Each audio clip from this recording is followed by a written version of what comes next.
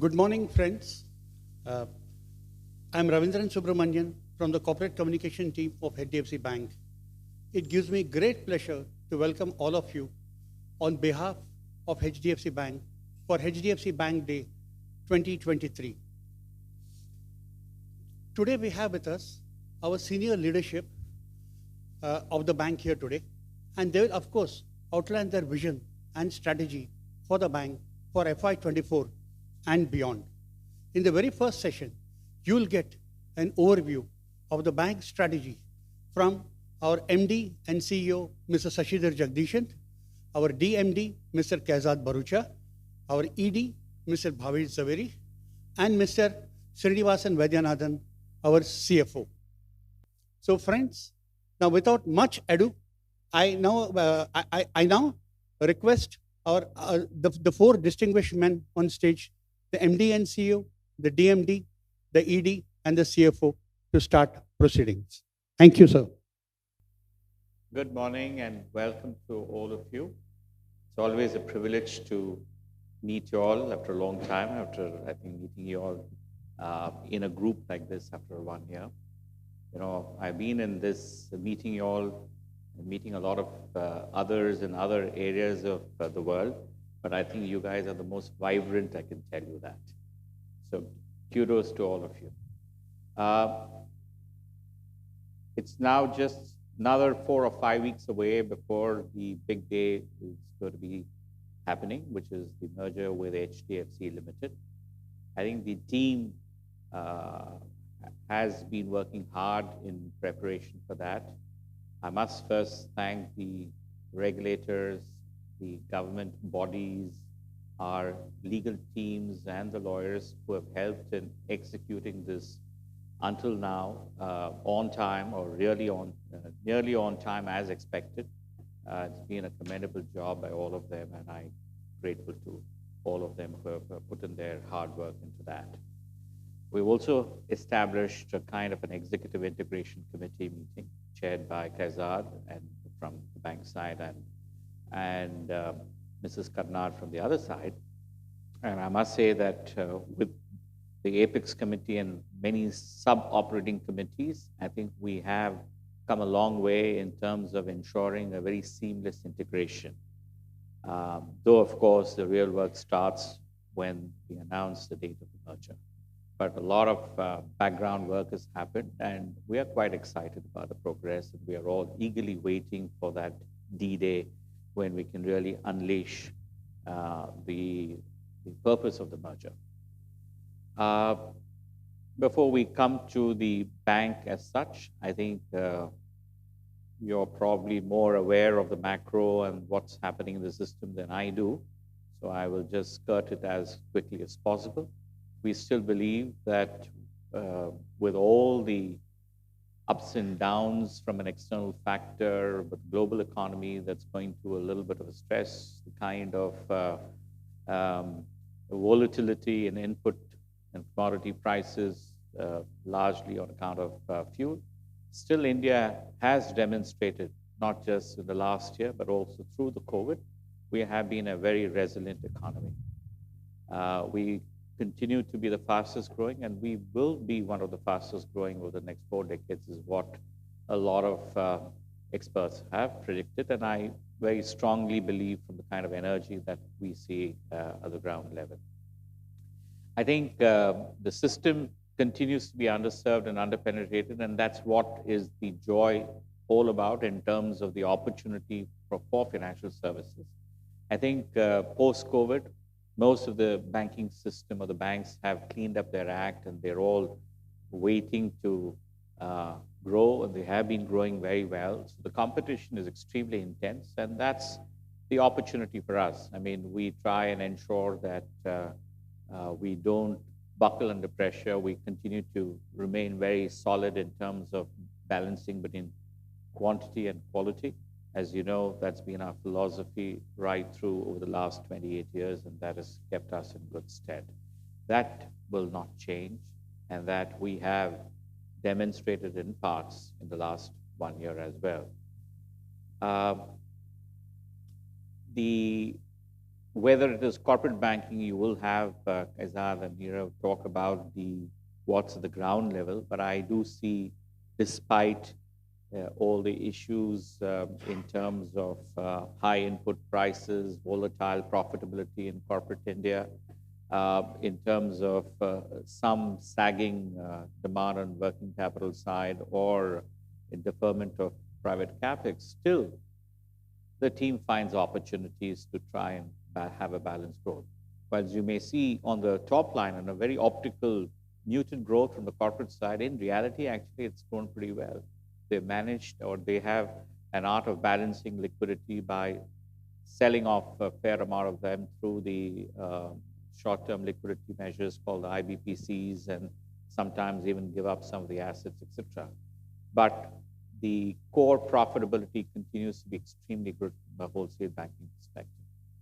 MSME, yes, we have been growing very well, upwards of 25% over the last couple of years. That's an opportunity, though the sector is not necessarily healthy in terms of asset quality. But if you look at our asset quality, because we are positioned only in the top end of the every sector in MSME, we are our book is extremely sanguine.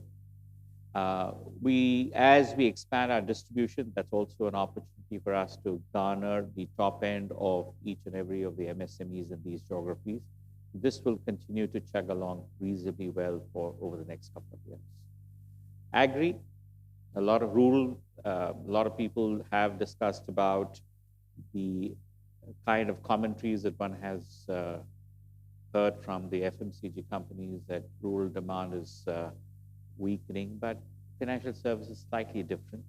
Yes, from an FMCG perspective, when you look at the sachets and all these kind of products, which is already saturated, we are still underpenetrated, and we try and do the middle and the upper middle income in the rural segment and not go down the risk ladder.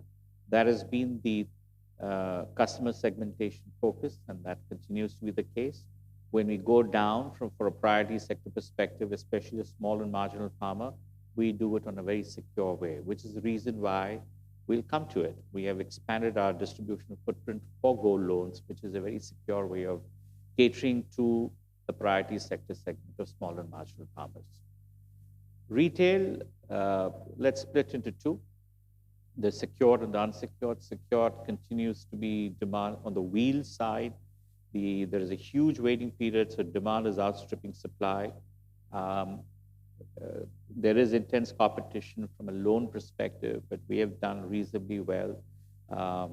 Though, of course, we're very clear that here too, we will not go below a certain risk-based pricing.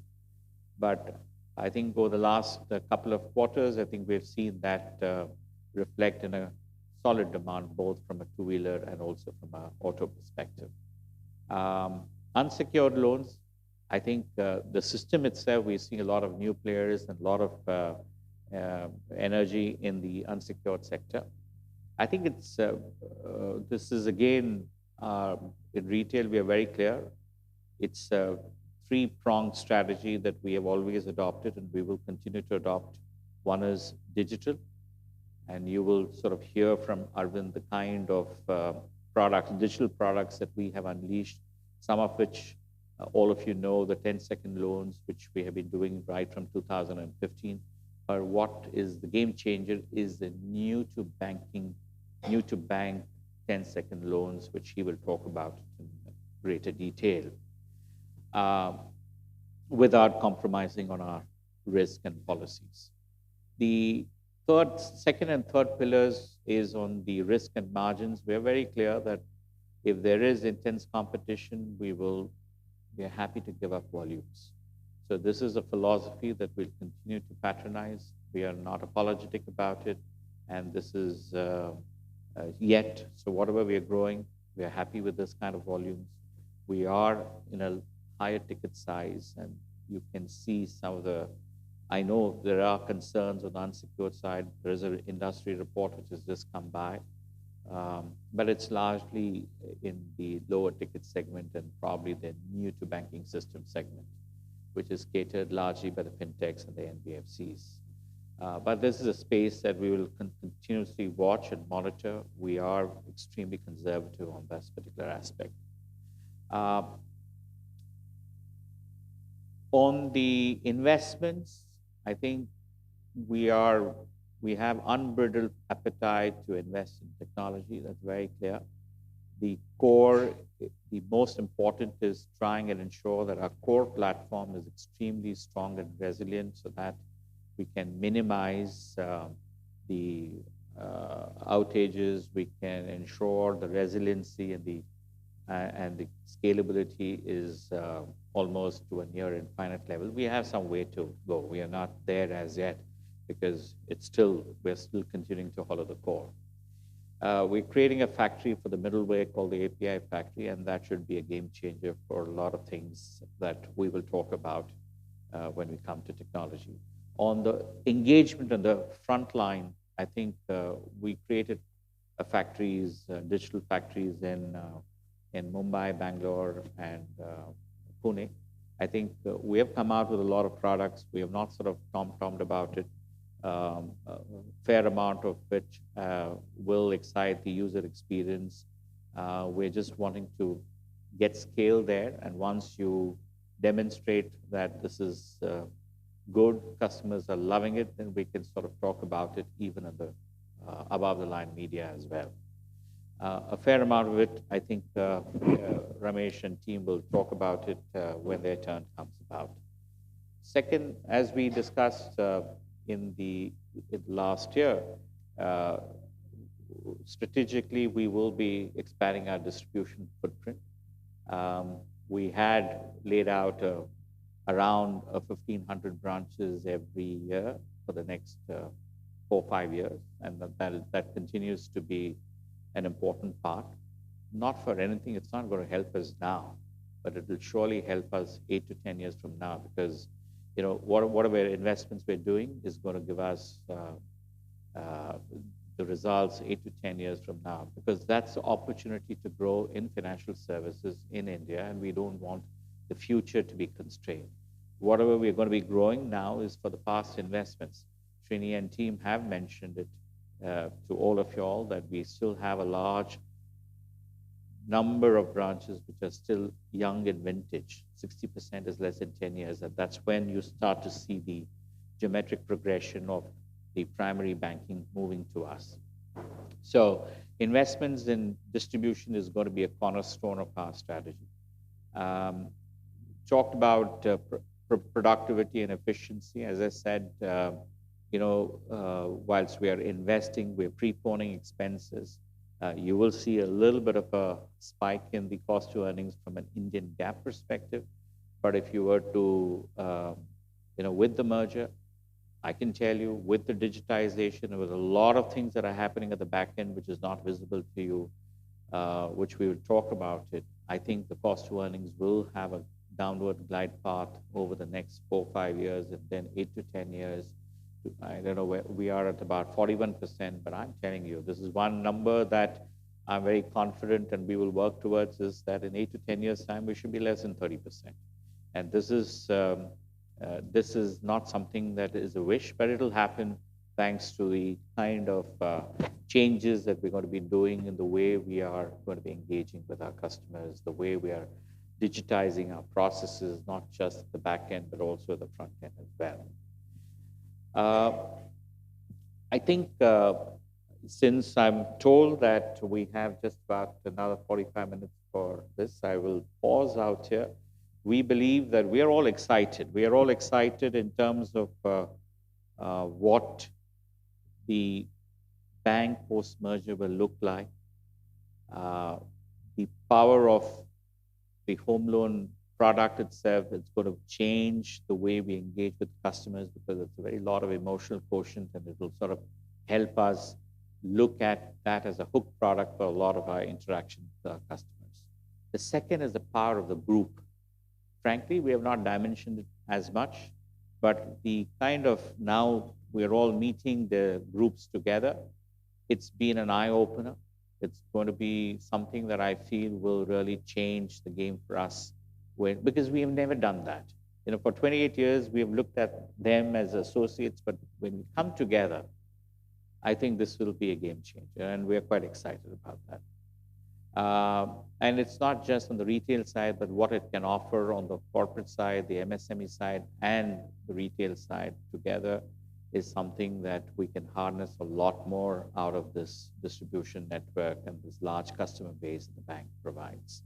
So, and also, today we are about 82 million, but when you look at the unique number of customers across the group, I think it's about 100 plus million. So there is a 25 million odd where we probably have not even penetrated much.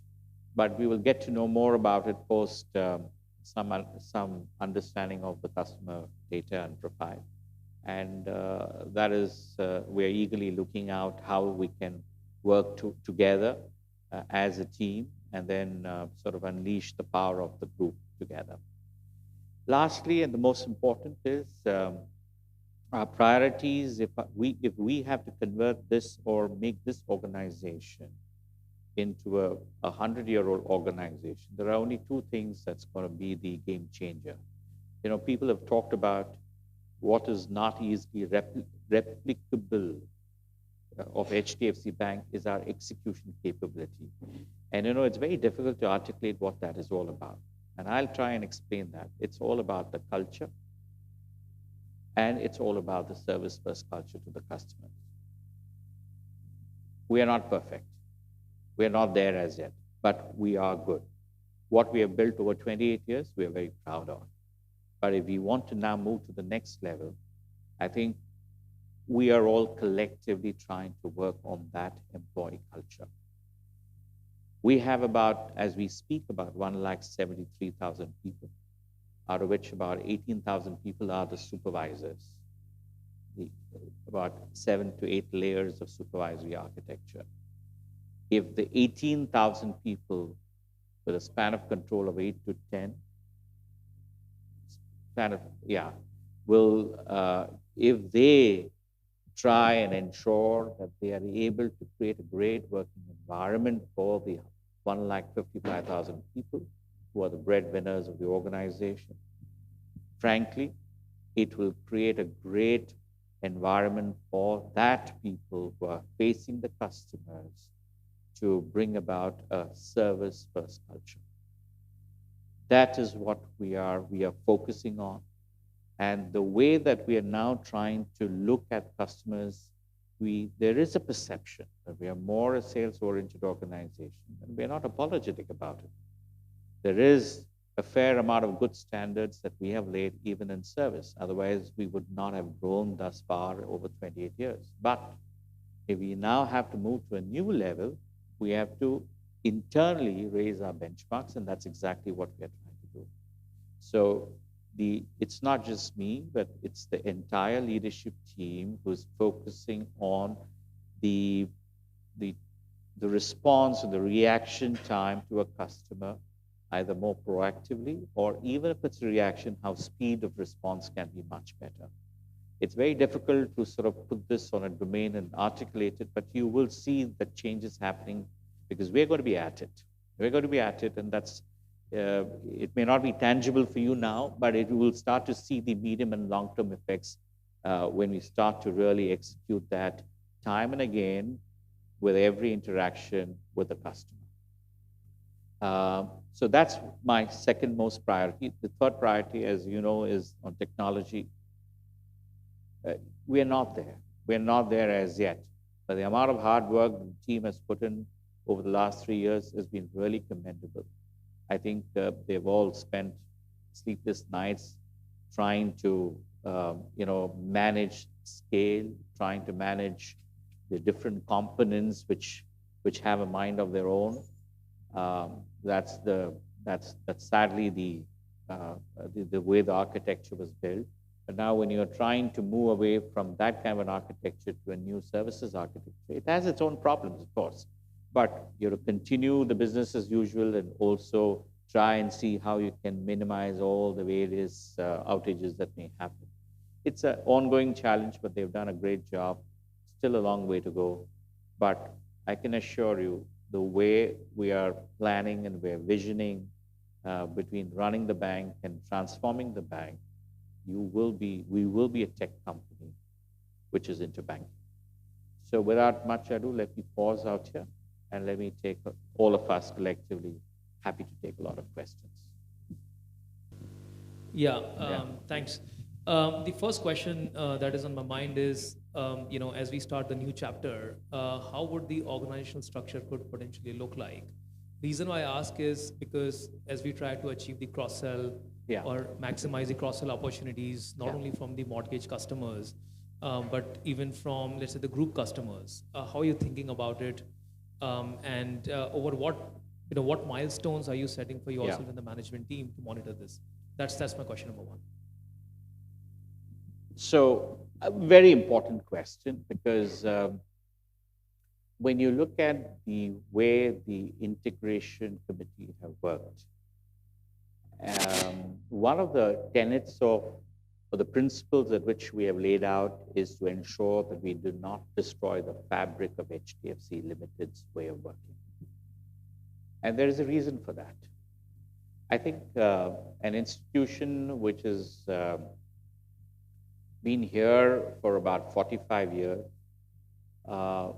which evokes so much of emotions, because now today when you cut across the country, when people think of home or home loans, they think of HDFC, despite the mushrooming of a lot of other home loan finance companies.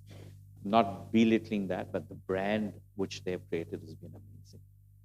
And then when you just peel the onions and try and go deeper into as to why is that, it's the way they engage with customers. The kind of comfort that I'm sure there may be about 200 people in this room, all of us at some time would have said, oh, it's an HDFC approved building. I think I'm okay with that. I would love to. That kind of, whether they actually do it or not, but that is the kind of engagement and the comfort that citizens in the country have got. And the reason for that is right from the time of application, right from the time they ask the home loan officers as to whether this property is good, whether not just the officers, but also to the legal teams, the technical teams, the credit teams, everyone is engaged. And that is probably one of the USPs, because it's a very nice emotional engagement that happens. And that's what we want to harness.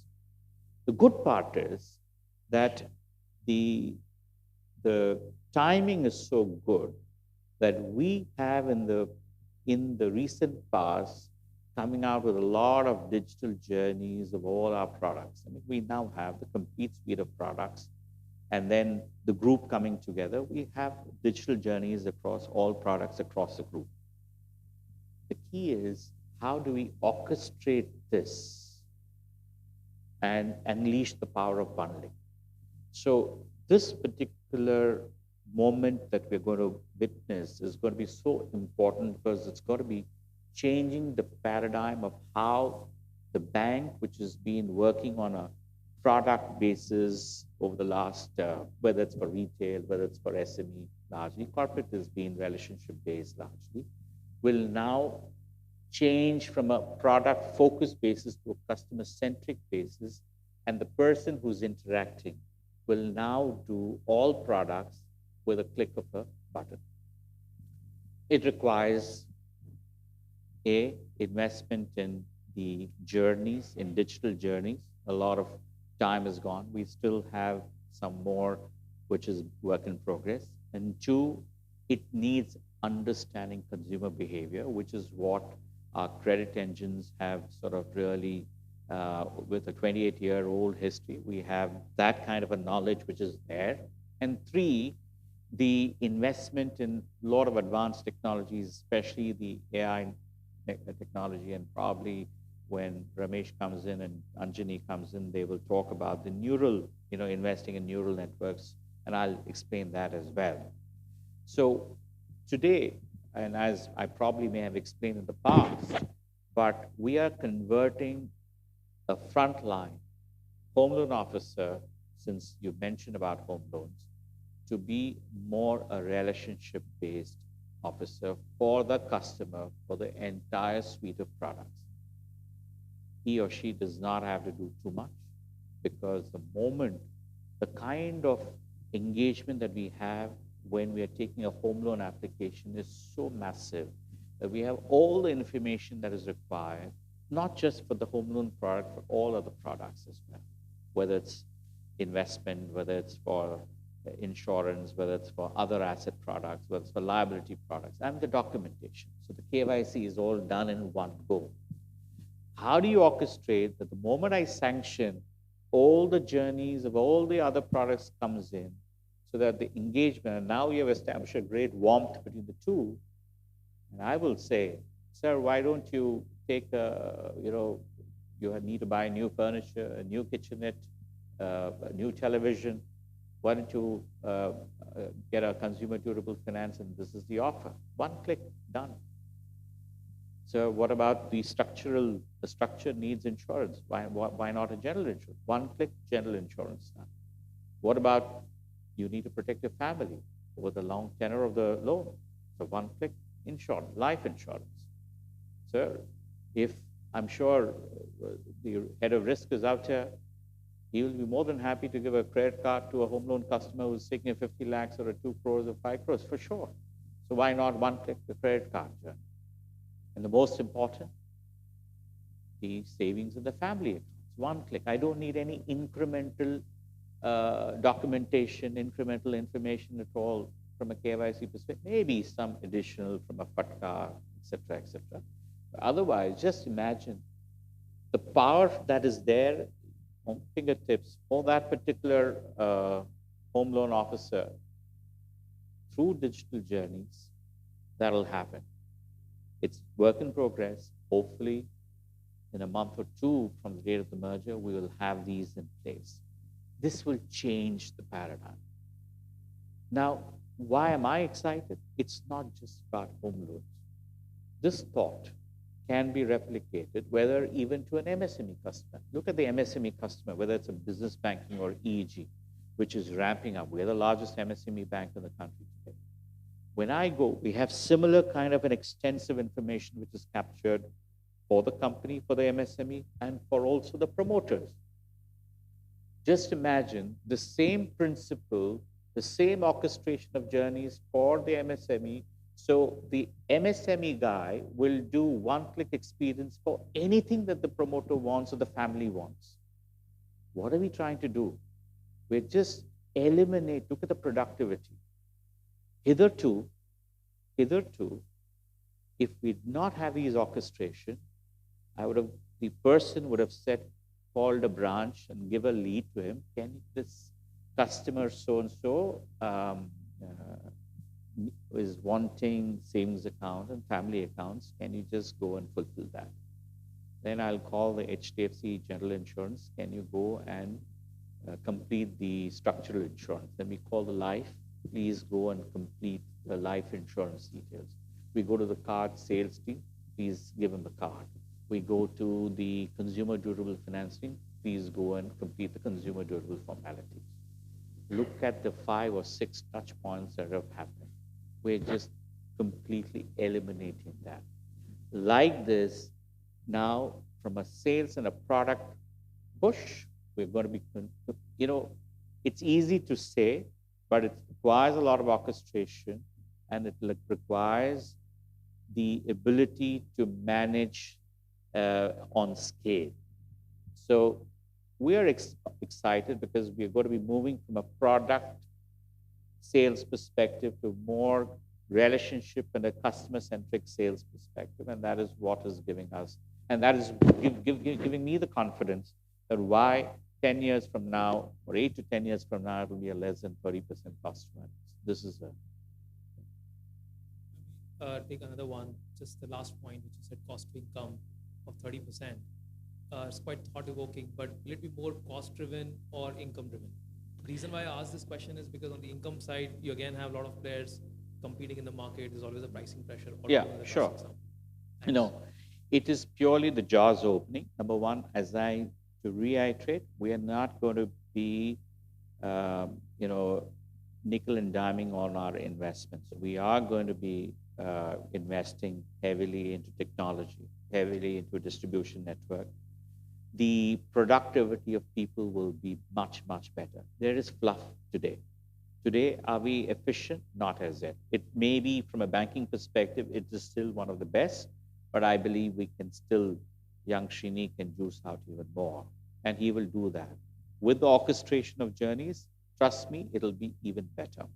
So it's not going to say that our cost is going to go down. Cost will increase, but revenue will be much better.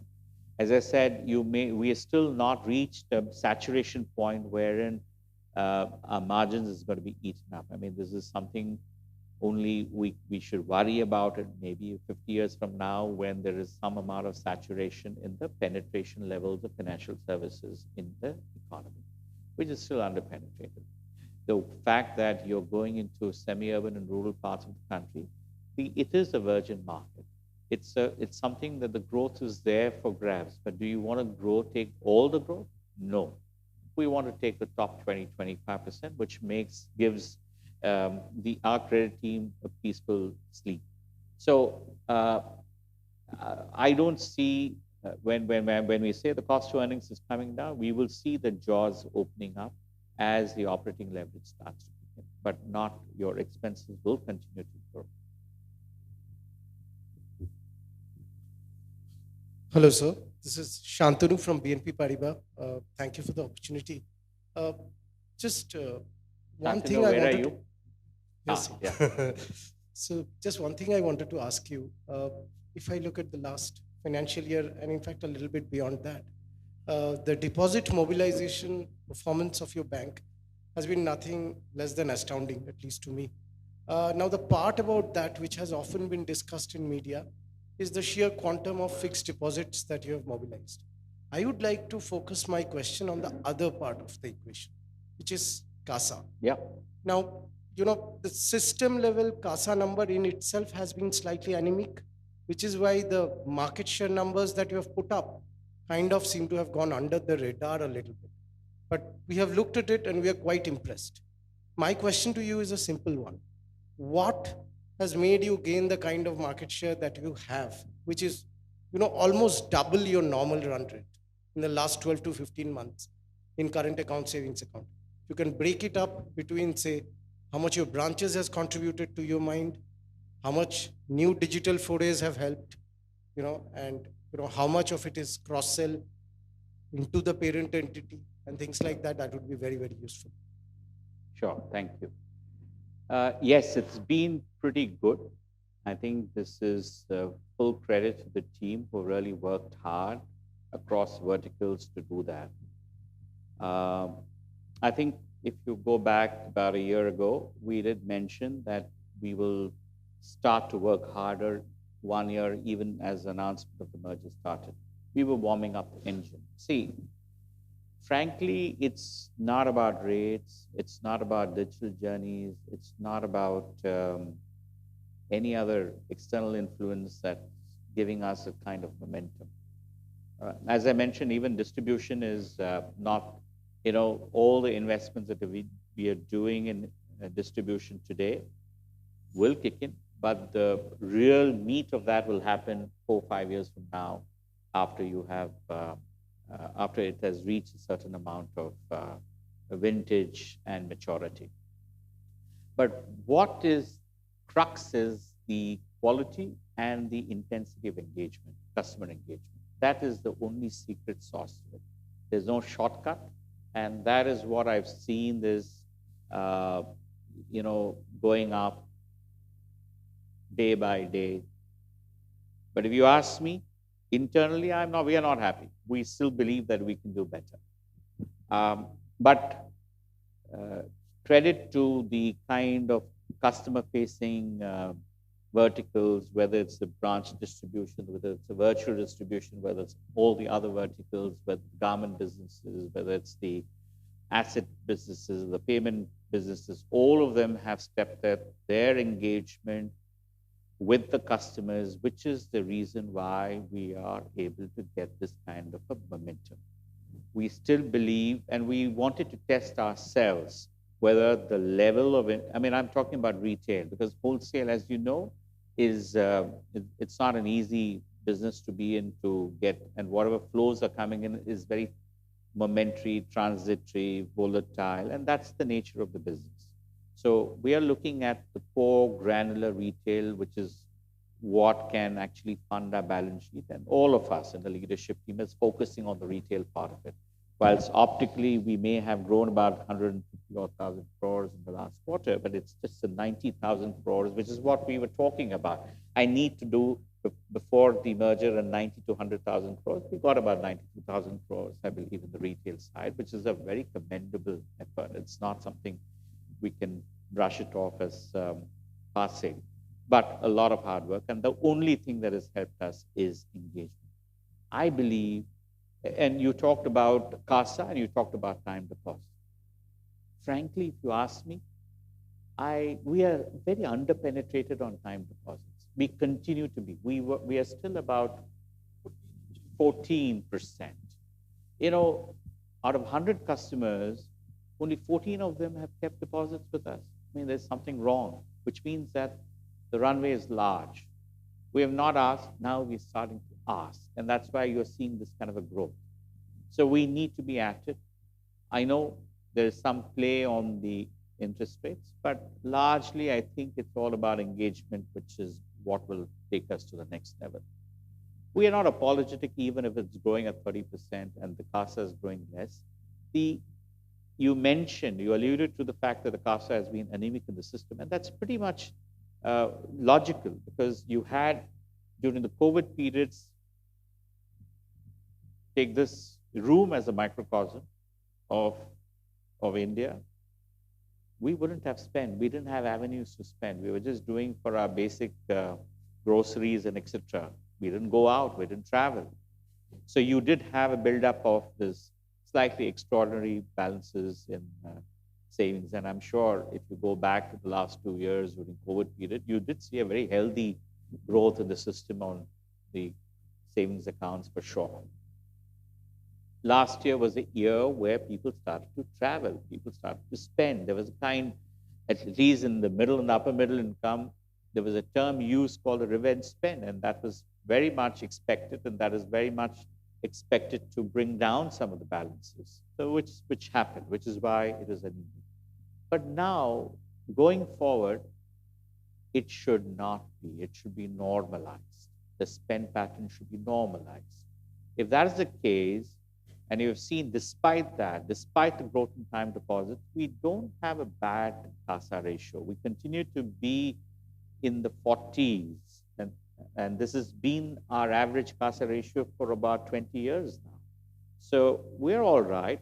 It's a combination of, now, you know, it's not going to go down, and I'll tell you the reason why. As we start to step up our engagement with customers, as we have our home loan product and the group products and energy coming in, as we orchestrate our digital journeys to make convenient for our people to engage with customers, these are all enablers of liability. You know what? I'm not too sure whether they have put in the domain, but at some point in time, we have done an internal exercise where a person in this room, when you take an investment product, when you take an insurance product, when you take a card product, when you do a bill pay, when you take a loan product, all these are actually enablers of liabilities. Your balances of good customers starts to go up. So even an FD, because if you don't sell an FD, another bank will sell and that'll deplete your balance. Whereas you may as well keep the balances within the ecosystem. So we are going to be focusing on more and more relationship management, customer engagement, which is what we will transform this institution into a more relationship and engagement-based focus. And I'm not expecting any dramatic change in our CASA ratios. We still are confident that despite selling more FDs to customers, we will still maintain a healthy CASA ratio at the 40s. I think we've we've had a range on an average basis of 30 to 42 for a 40 or 20 years, and we will continue to maintain that.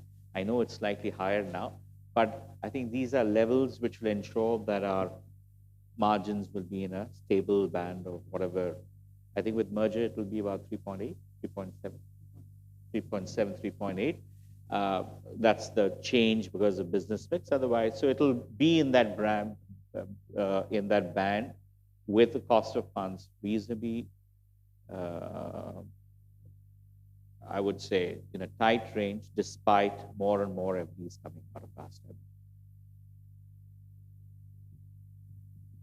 Yep. So over here. Hi. Yep. Can I go ahead? Go ahead. Go ahead. Yeah, Anand from MK. Oh. Sir, taking ahead the cross-selling question basically is that, no, it's easier said than done basically that we want to cross-sell. If you look at the slide in the background, we have right now about 3 products per customer that we've been able to sell all these years. Yeah. Now that we're talking about the power of the group, where basically we will be cross-selling a lot of products to the group customers. Already these customers are bankable customers. There are other banks who already penetrated into these customers. So one is that you will have to dislodge the other banks. So what is going to be the strategy for that? And basically, if there are the virgin customers that you have, basically, how many products that you intend to sell to those customers? I'm sure you would have the analysis like how many products are already sold to these customers and how do you want to take that forward? No. Third is that the existing customers that you have for the bank, where right now the product penetration is somewhere about more than 3x is what you're talking about, 3 products. So what kind of products, like 5 to 6 products that you're targeting, and within which it includes the liability products, asset side products. So which are those products that you would want to sell? So more detailed discussion on cross-selling is what I want to understand. So, see, number one is it's not our culture to dislodge anything for the sake of pushing our product. I mean, that is the last thing that we would do. You look at our, I think I see some data which is there behind, which shows very clearly, despite being the market leader in credit cards, despite being the market leader in asset X mortgages, and of course, you know about mortgages as well, and insurance, and you take the mutual funds up. We have done reasonably well overall from a relationship and the engagement perspective. Still, the penetration is very low, which means that the opportunity is large. See, one of the things that we have realized is, I mean, this is not new. I would say around 2010 or 2009, 2010, we said that we will not force a product push to a customer because we want to do it. We came out, we invested in advanced technology, in analytics, in now more AI-based analytics as well, which will ensure that whatever we sell is need-based. And that is something that we will not compromise.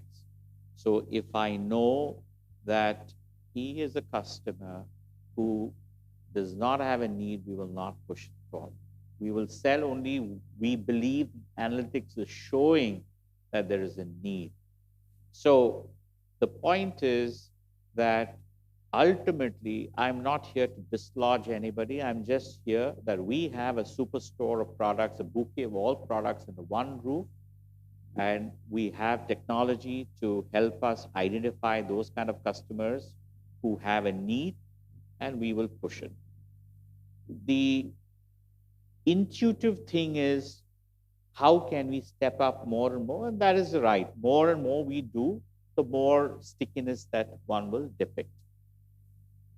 The fact of the matter is that when you look at the longevity of our relationships that we have, especially when you have a liability relationship which has an overlay of a lot more products, the life is much, as they call it, near perpetual or a long time. So all the products that we're excited about, whether it's a mortgage product, the group products that we're talking about, is something that is to enable the primary banking. The more I have the primary banking, the more annuity for the organization, and that's where the value is more strong, more, you have a more longer duration of annuity that starts to kick in. So it's not about that I want to have a 5 to 6 products. Identify those customers where I can very effortlessly see the need for it, and then we will sell. So with technology, whether it is the ability analytics, whether it's our digital orchestration that I've spoke about, I think the penetration can be better going forward. The narrative or when I talk to you as a customer, I probably will have a more intelligent conversation with you now, and the ability to close out products will be much better. And that's the reason why we are saying that we probably will have a lot more better penetration. If you're saying 3 is where the average is, yes, even if you go to 3.5 or a 4, the needle just swings dramatically. But the propensity of doing that is much more now with home loans coming and the power of manufacturing some of the investment insurance products, making it bespoke. Today, we didn't have that kind of engagement with the group companies. Now you will have the fact that we never orchestrated digital journeys. We were all working in different product streams. I had a cards team, I had an asset team, I had a BBG team, EEG team, a merchant team, a branch team, virtual team, government team. Now everyone coming together through the digital orchestration. I'm saying that we will start to see this coming about in a big way over the next couple of years. So that's the cornerstone. Ultimately, that is what is going to be the game changer. How we orchestrate that, how we engage with customers is going to be which is what we are focusing on. That's the main thing for us.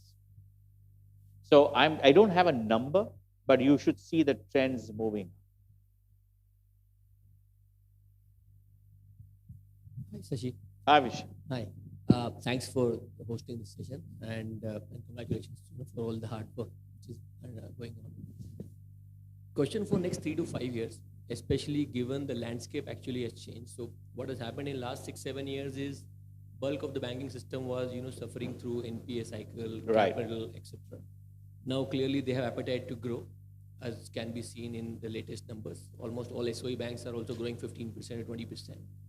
Which basically brings pressure both on the liability side and also on the margins for us. And our own relative size for the bank, like now you would be like 13% of the system roughly.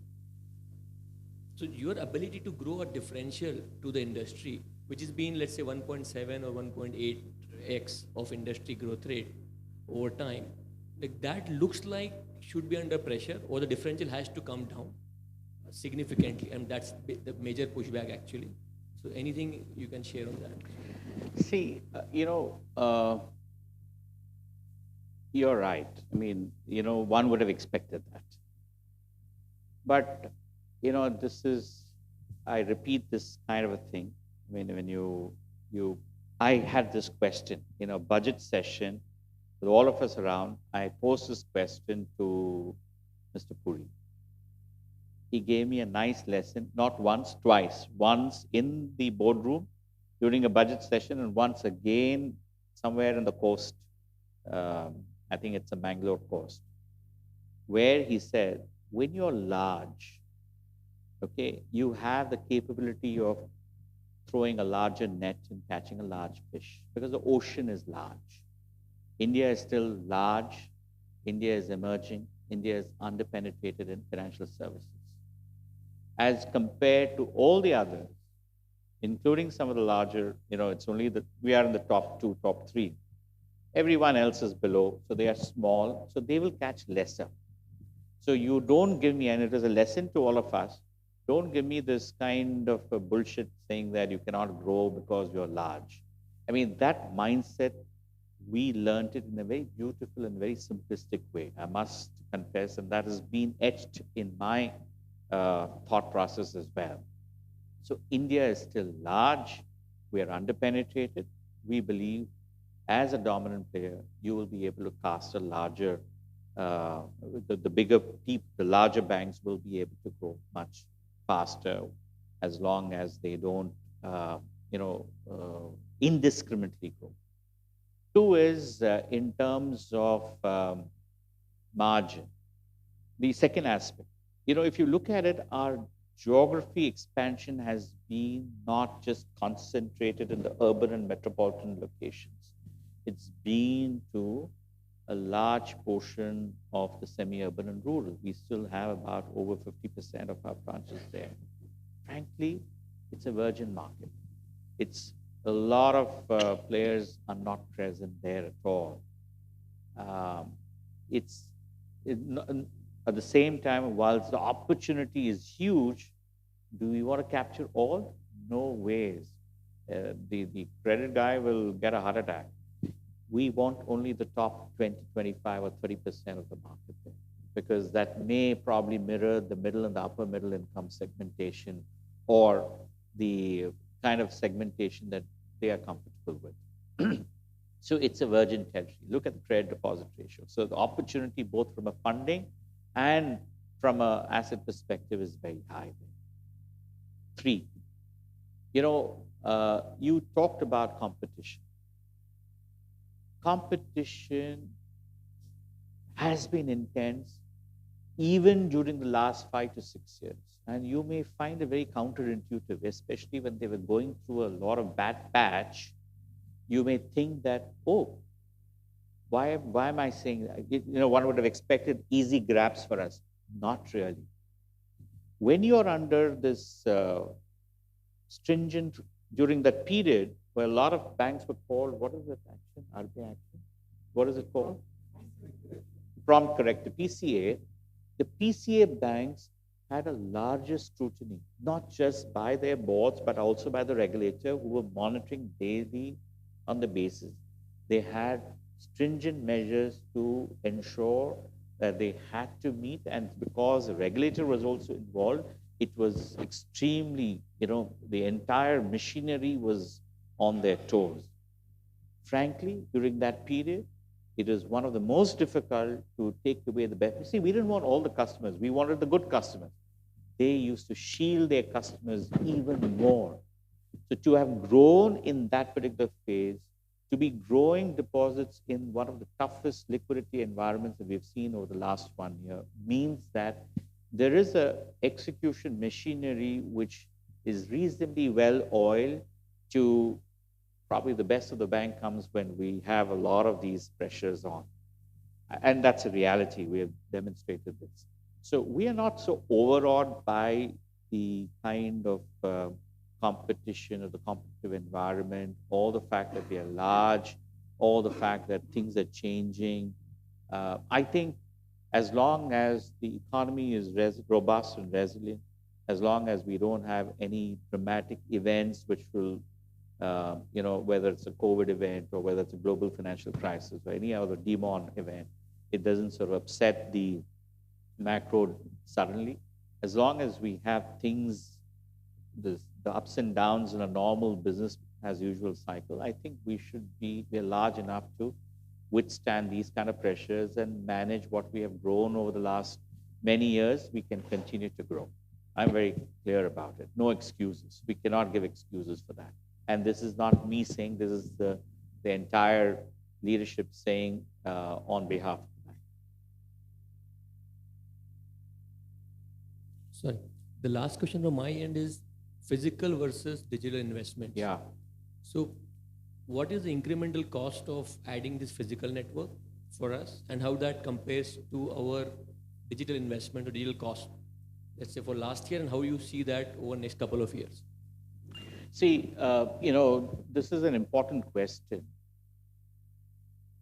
All our incremental distribution investments that we're going to do will have a larger component of digital infrastructure, where onboarding and transactions will largely be digital. In fact,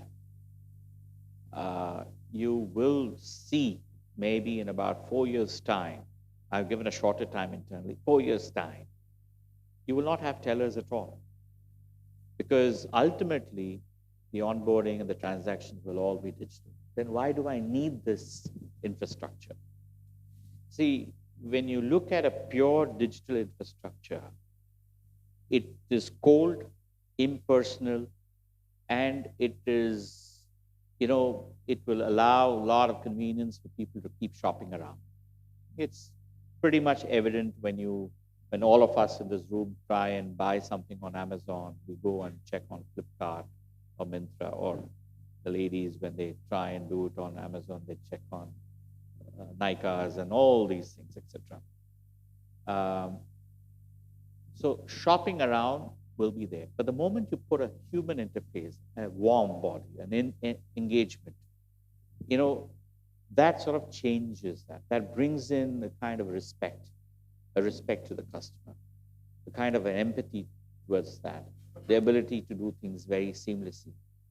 The Gen Z or the youngsters may not need it, but as their life cycle moves up the chain, they will not have time. None of us in this room have time. We need someone to take care. We need someone to help us out on that. So our branches are going to be the engagement centers. We'll have relationship managers more and more to engage with the catchment around.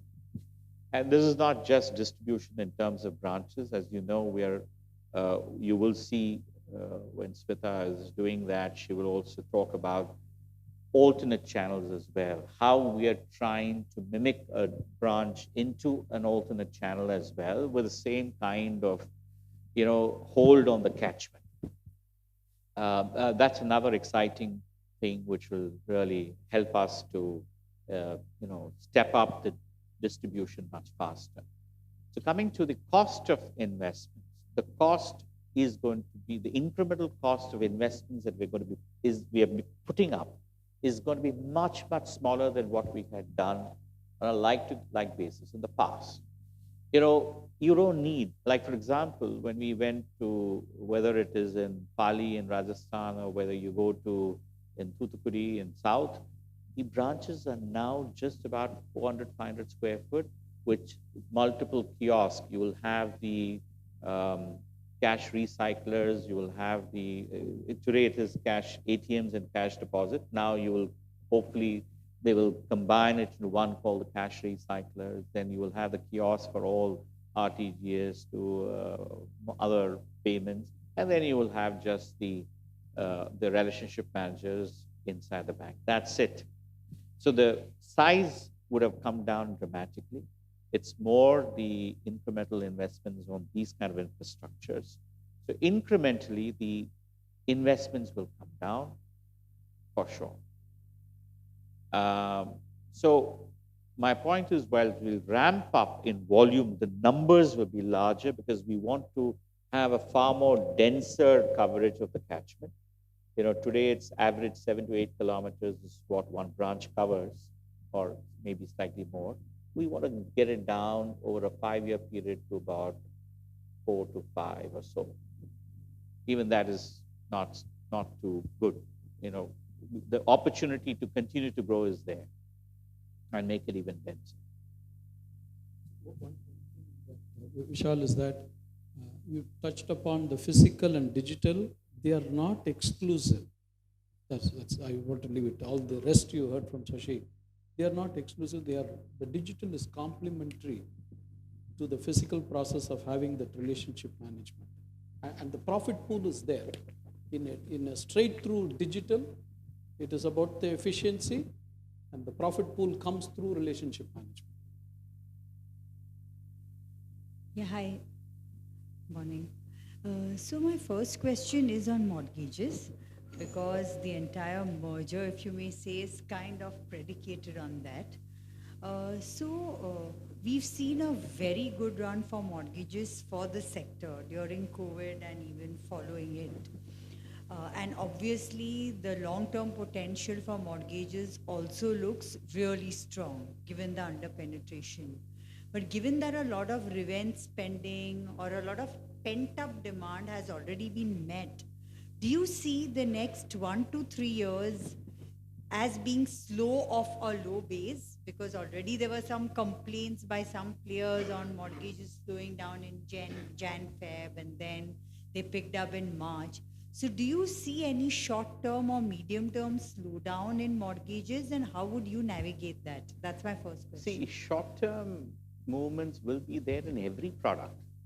It'll be there in corporate banking, it'll be there in retail assets, it'll be there in unsecured, it'll be there in cards. We cannot sort of have a strategic view basis short-term movement. But the most pertinent part of what you said is that it's an under-penetrated market. So as long as players are able to tap the right kind of a segment without compromising on margins or risk, I think we should be comfortable. And that's where the distribution play will help. That's where the product, what shall I say, superiority will help. The brand recall will help. So if you ask me, we have not even leveraged, we have not even sold home loans in 28 years. We have only distributed the product. So the fact that the entire distribution will start to talk about it, that itself is going to be a game changer for us. And we are not talking that and because it's underpenetrated, we are going to be picking and choosing. So I have a slightly contrary view. Actually, you will see it's okay, even if short-term movements happen, even if there is a bit of a dip, it's okay.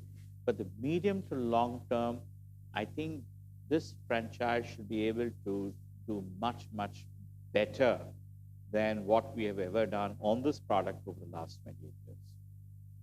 And my second question is that you're the second CEO who sounded some caution on personal loans. I know it's not on your ticket segment. It's probably on lower ticket. No, I am not saying it. I just happened to read an industry report which talked about the same. It came about a couple of days ago, and it said that less than a certain ticket size, there is a bit of an issue. That's all. It's something that can be fixed, right? It doesn't spill over anywhere. No, my point is, which is the point? I mean, we have done this for 20 plus years or 25 plus years. We know what works, what does not work, which segment works, which segment does not work, which geography works, what kind of customer profile works. And that is the beauty. That is our USP. So therefore, we are growing, but we are not growing indiscriminately. And that is the reason why we have seen, a very reasonably stable NPA for over 28 years on this unsecured product. So we have not sort of gone. In fact, I believe it is better than even the pre-COVID levels as we speak. But having said that, the two things that we are not apologetic. If for whatever reason certain thing changes, we will be because of our risk management and monitoring and measurement, we will be the first to be cautious about it. So we need good margins to price for risk. If either this does not happen, then we are okay to give up volumes. Or if we see some amount of contagion effects in terms of higher leverage for our customer segment, even that also we will curtail. And that's probably one of the reasons why we have maintained a reasonably healthy portfolio. Yeah, hi. So, Sashi, three quick questions. One is, you ended FY23 with a 2.1% ROA. So the single biggest question that every investor is asking all of us is whether you can maintain the same ROA post-merger. Now, will it have an immediate impact because of the merger? And then you can retrace it back, say in a couple of years' time, or you're confident, right, day one of merger, you can sustain the 2% ROA going forward. So that's the question I think most of the analysts would be having. And can you deliver 18-20% growth also while maintaining the same 2% ROA? All things remaining same, the opportunity to grow is huge. Frankly, we are the only sort of critical factor that we need to work harder is to ensure that our granular funding continues to kind of momentum that we saw in FY23 in a much more severe liquidity conditions to continue to do so in FY24-25, which is the most important year for us. Because once during the merger year, once we get that asset and liability, what shall I say, the merger impact of that in, I think subsequent years should not be a bit of a problem. So this is going to be very critical for us. We believe that whatever we have seen in the last 3 or 4 quarters in terms of the kind of engine, how it has generated granular liabilities, I don't see any reason to worry about why we cannot replicate it in FY24-25 as well, which means that the growth rates that we've seen in the past, which are without giving any future guidance, should be protected. 2, on ROA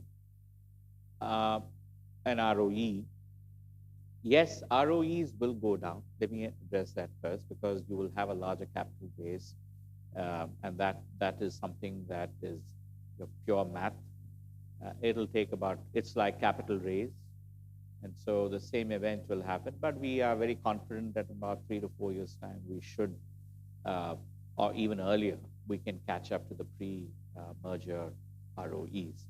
On ROAs, I think a larger balance sheet, a lower margin, but a lower cost and a lower credit cost should enable us to maintain the similar levels of ROA even going forward, even from day zero, is what my belief is.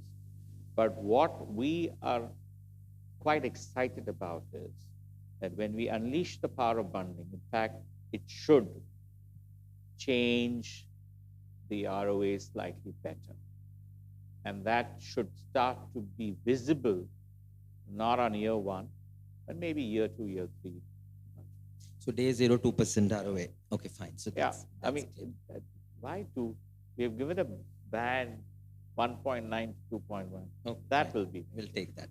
The second question is on the liability front, right? So let's do the math here. So you have a 21 lakh crore of loan book. Let's assume hypothetically you want to grow 18 to 20%. That means you need about 4 trillion rupees of deposits, right? So it's pretty straightforward calculation. Now the challenge here is you're getting 5.5 to 6 trillion rupees of liabilities from HDFC Limited.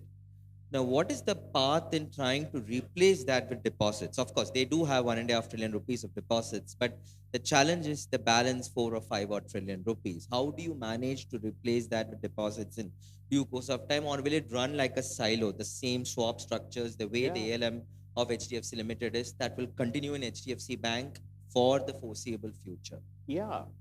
See, we did not have too many long-term funding, which is why we didn't have to resort to too many of these,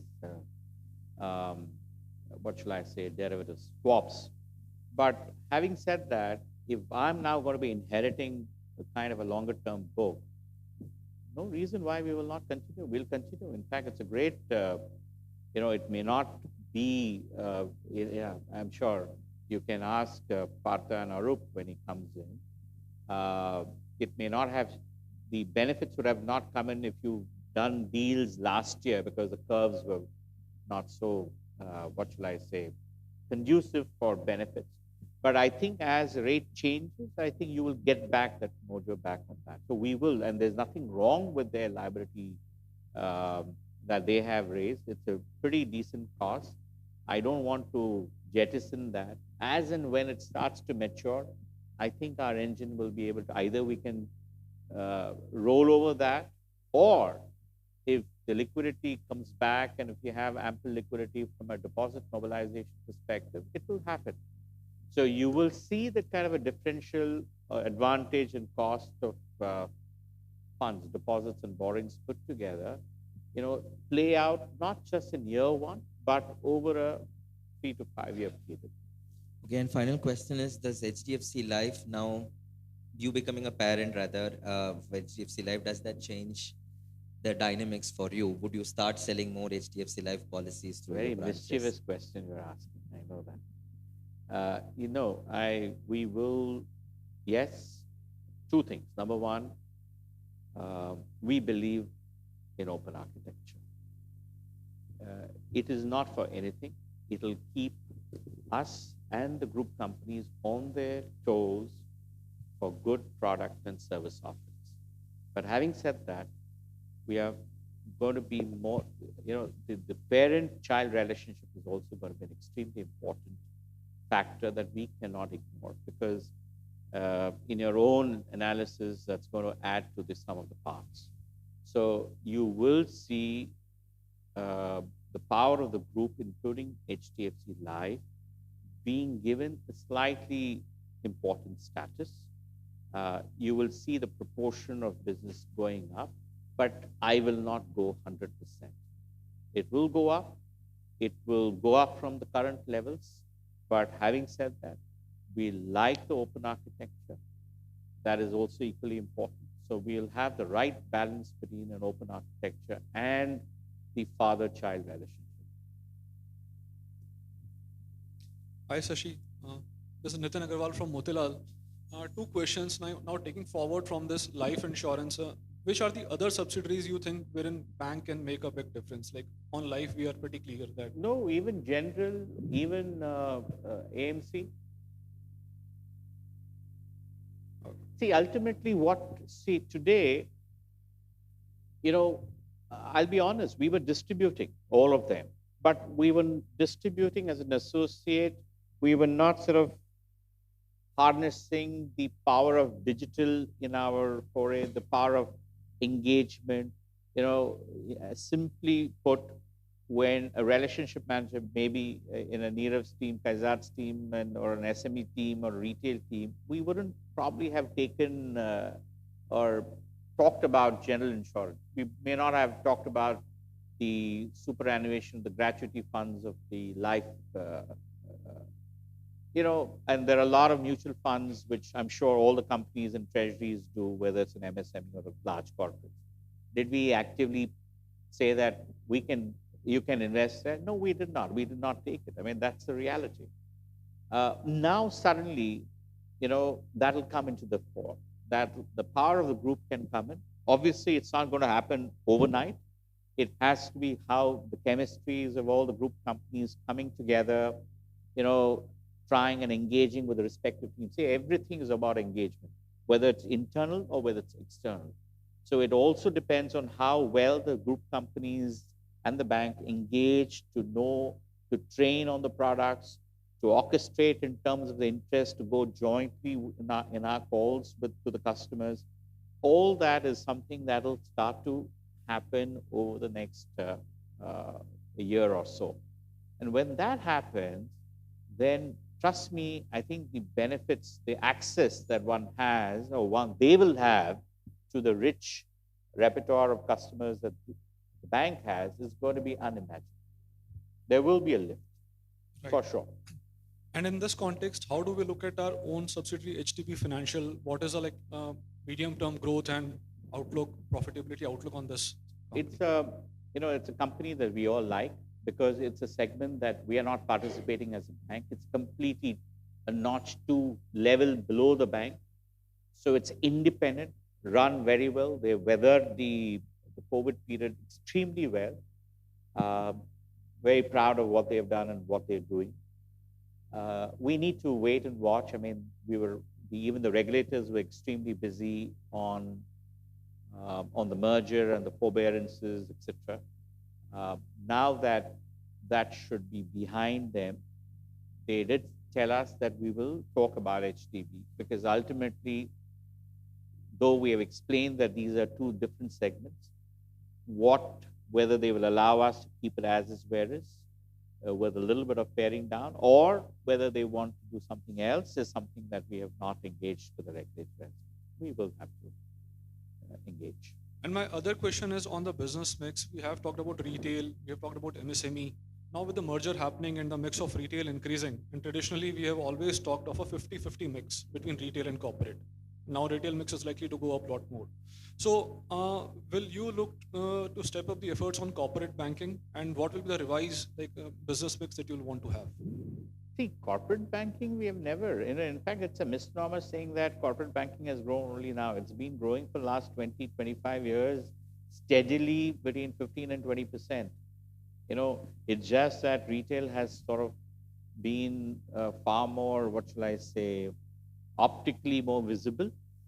And that's the reason why they believe that we are a retail bank. In reality, we are a very balanced. We are there in corporate, we're there in MSME, we're there in retail, and if you go back in history, I think all the segments have grown reasonably healthily with the same principles: your segmentation, the risk, and the margin. Anything which gets upset, we are happy to give up. Like in the last year, if there was, and Kaizat will sort of talk about it in detail in the next session, you will hear from him that if there are certain things which are not making economic sense, they are happy to give up. They've given up more than. So I'll just step in over here to how many crores you have given up? So if you go back and check Srini's commentary at the end of every quarter over the last financial year, and if you add it up and if my arithmetic is right, for our customers, for our quality of customers, so keeping that standard, we gave up close to 100,000 crores of opportunity of corporate banking assets in the last financial year, because we wanted to maintain a pricing discipline, which we did not find being adhered to in the market. So if I needed to grow corporate bank, even if I did half of that 100,000, I would have beaten the market 10x. If you also see, and I don't want to cannibalize what Neerav will come up and say, but I'll steal one data point out over there. In the last financial year, large corporates in the banking system grew 3%. HDFC Bank grew 12%. If I had taken even a portion of that 100,000 that we let go, which met our credit standards, I leave it to you to judge where we could have grown if we just wanted to chase growth.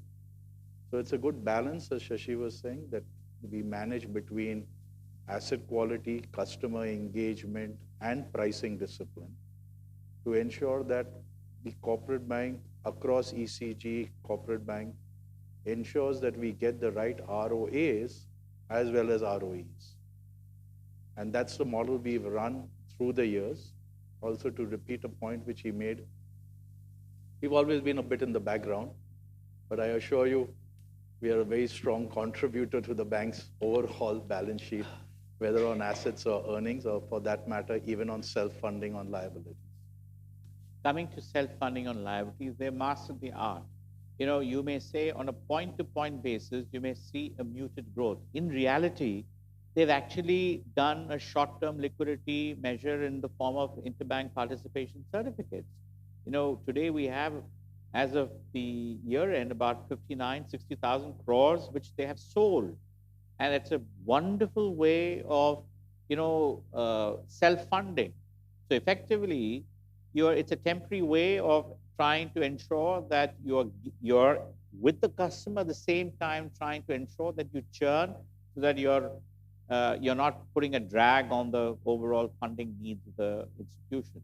So therefore, don't go by the optical growth rates on corporate banking, because there is a fair amount of liquidity management that's also happening, which you need to look at it. Maybe the averages will show much better growth rates. Have a look at that. Thank you so much. Hi, Sameer from JM Financial. Just a quick question on the tier 3 to tier 5 center kind of distribution footprint. How does one look at the break-even of those branches, given that they are smaller in size, maybe lower OPEX? Does it break even earlier, or just because the pie is smaller, the overall number remains same? Sameer, you're right. The tier 3, tier 4 are the areas just outside of maybe the top 100 towns, the main ones, like, outside of Nagpur, the Yavatmals, and etc., or a Trichy, or a Thoothukudi, or a Tirunelveli, etc. I'm telling you, it's buzzing. The energy is there. So it's small, cost is low, but the break even of these branches are much faster. Normally, we would do about 18 to 24 months, but we are seeing in the tier 3 to tier 4 that actually the break even is coming slightly faster. Great. And would it be okay to disclose what would be the metro and Suru deposit mix in our pie? You have that? What is No, it? we haven't published that. Okay. We'll look at it. Fair enough. Thank you. Sashi, morning, Manish from Access. So far, whatever we've heard is all positive. FY23 has generally been a great year for the banking system. At this stage, what are the 2 or 3 things which worry you the most as far as the bank goes? See, frankly, we are a large engine, an execution engine. Okay. Now, getting this engine of 7,800 branches, which is growing about 1,500, getting the 1,73,000 people with the same kind of a culture, getting our massive technology, which is one, running the bank and also trying to transform, getting it right. So it's all about the execution. It's nothing else. We have weathered multiple business cycles in the past. We have weathered even event risks in the past. I think the organization, no credit to me, but to all the people, the founding father, and to all the people who have built this over 28 years, I think have made a wonderful engine. So it's just that keeping that execution of the engine running that's the main risk. And in the past, we've had some challenges 1 or 2 times with tech outages, etc. Yeah. Now we are going to operate at a significantly bigger scale. Yeah. Whatever changes you implemented over the last couple of years, are you comfortable with your ability to execute at that scale? Yes and no. I think a lot of hard work has gone in moving a fair amount of our in the cloud. So from a scalability, availability, resilience is there, but it's not complete. It's a massive shift. So to move the balance applications onto the cloud will take a little more time. And that is something as per plan. But in this kind of an environment where we are dependent on multiple partners who have built our architectures in the past, now that we are moving away, obviously we have to keep them in good humor. These are some of the challenges. So we are better in terms of outages from where we were, but is it zero? No, it's not zero. We have not licked it as yet. We still have to, get our, but at least I can tell you the disaster recovery has been amazing. The orchestration that now the team does is very good. But do outages happen? It still happens. Is it something that is under our control? Partly, partly not. So these are the execution challenges that we are having.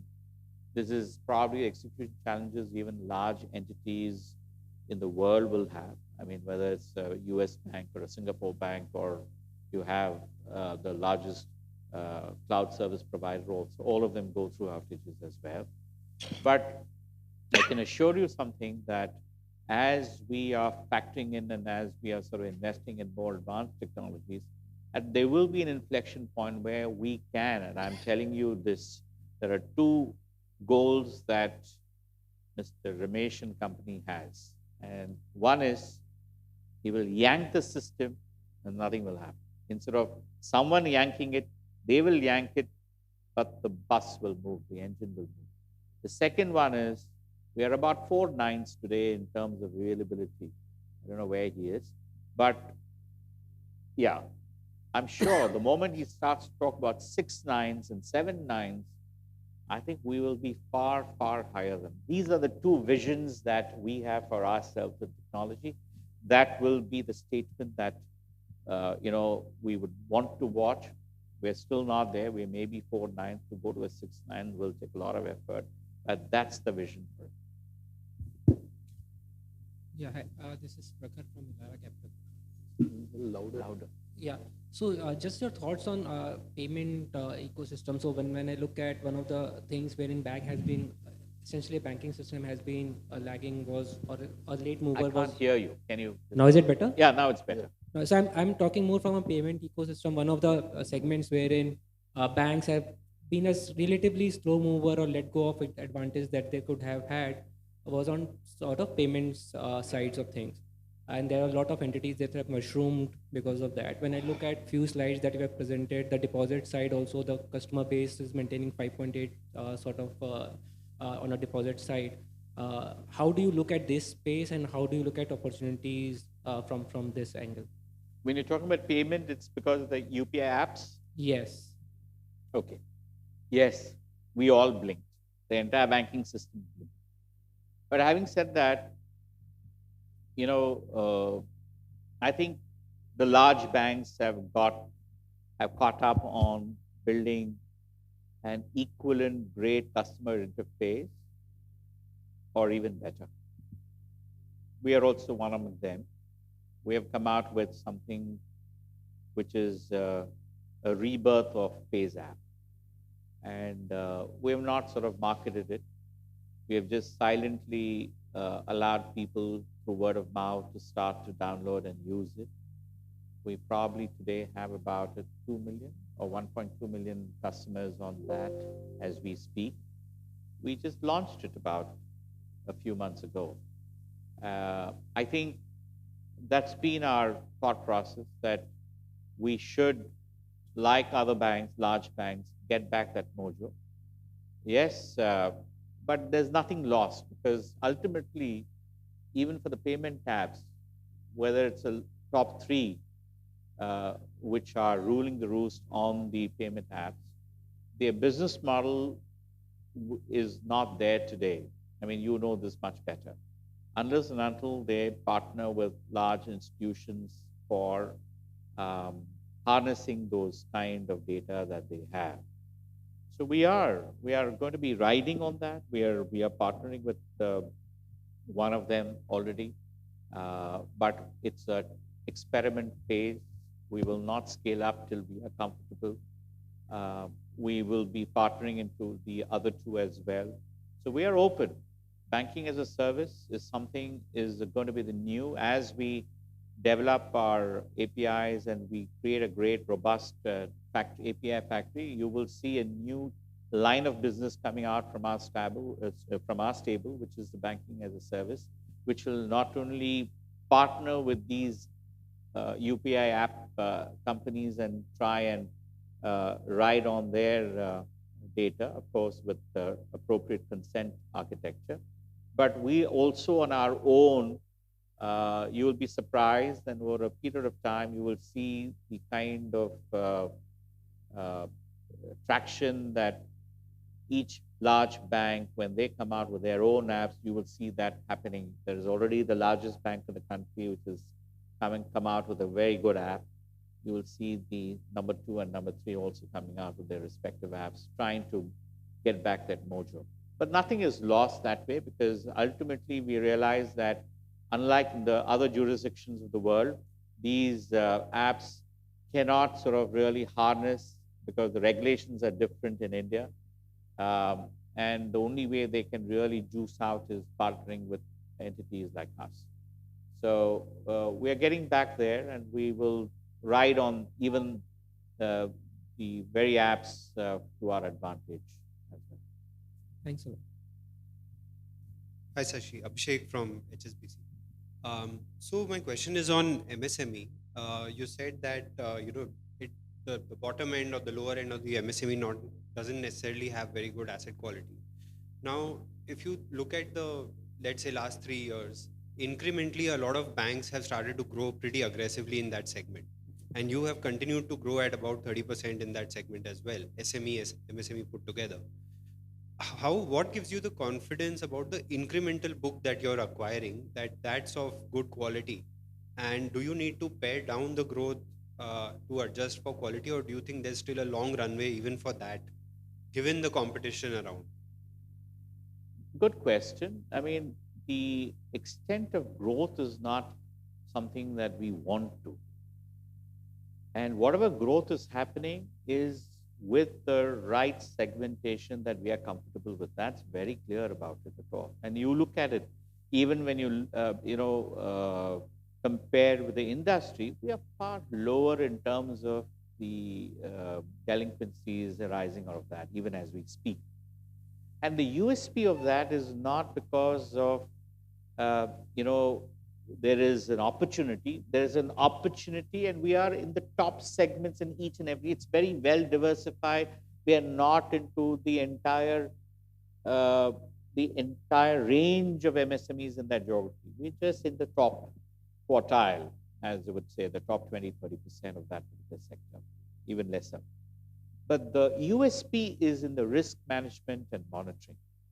That has been the cornerstone for all these years, and that is what is keeping us good stead. We have an independent vertical. There is a constructive tension. Mr. Shukla and the credit team are always having nice constructive tension, boxing matches out here. But that's something that is welcome. That is the reason why we are reasonably happy. And so the kind of growth that you're seeing, it may pare down. It may pare down. We're all right with that. But whatever we put up, I don't think we should be apologetic at all, because it is good quality book and there is an intense monitoring that happens. Sure, thanks. Thank you all. Always a pleasure to talk to you. Thank you and all the very best.